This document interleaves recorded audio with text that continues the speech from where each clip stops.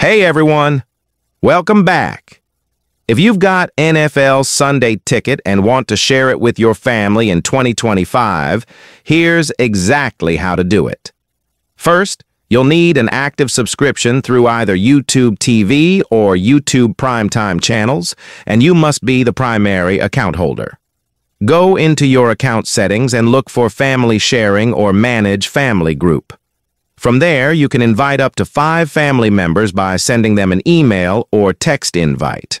For security, don't share your Google login. Use the official invite method. Each family member signs in with their own Google account and streams NFL Sunday Ticket at no extra cost. Make sure your family group is set up at families.google.com, and if you're using YouTube TV, set a home network to unlock unlimited streams at home.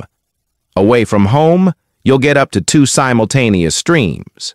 Quick heads up, if you're on the student plan, family sharing isn't available. That's limited to 1 device.